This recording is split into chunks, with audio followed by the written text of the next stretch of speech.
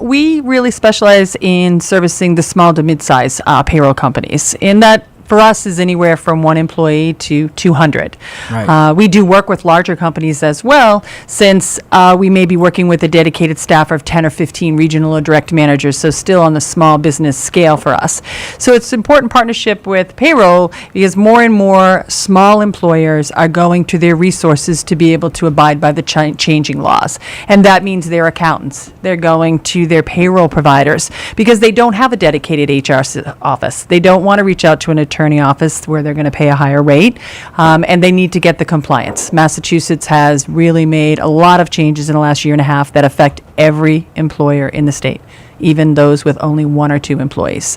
So we have partnered with the payroll because the payroll company needed a trusted compliance resource, and we're dedicated in that space. Most small businesses, as Bruce said, someone's wearing a dual hat. Right. It's the bookkeeper, it's a spouse, it's the administrative support. They're doing the dual hat. They're doing a business, an accounting job, an administrative job, and then all the employee-related business.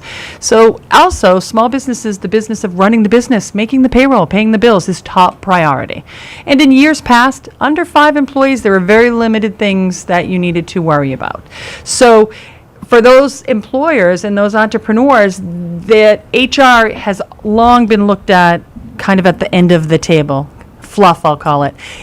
For those entrepreneurs that are starting to see HR as a business I never heard Rich tool. say that before. Yes. Not publicly. Not publicly. For those businesses, entrepreneurs that we do get now as things are evolving, that say, who's doing our payroll, who's doing our HR, and who's our insurance broker. HR is now a business tool, and they're putting that in place at the forefront. So all states will be dealing with the new changes to the overtime rule. That was, put into place by the Department of Labor. We've all in the HR community been waiting for some final regulations as early as last Wednesday, finally last week. This was, the Department of Labor is going to start enforcing. This was passed well over a year ago with the Department of Labor. And to be a salaried exempt employee, meaning you're exempt from overtime, the minimum salary an employee could be paid was $455 per week in many states. Some states have other regulations with that, California being one. But the general rule for the federal government was $455 per week. That is going to double going forward.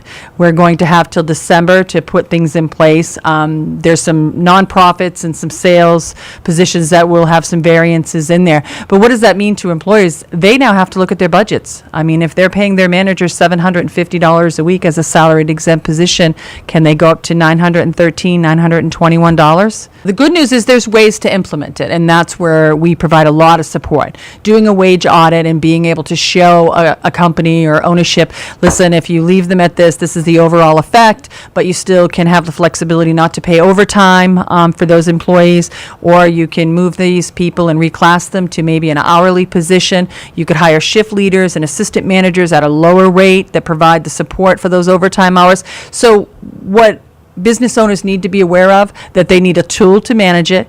There is a way to make adjustments. They're giving us some time to do it, but they need to review what they're doing, look at the best option for that particular company. But you're correct, restaurants will be hit the hardest. You're going to need to look at, and in a simplistic view, anyone in their office could take an Excel spreadsheet and put every employee that's being paid salary and the amount that they're being paid, and then calculate that out with the increase as to what the overall budget increase will be, and can the company sustain that.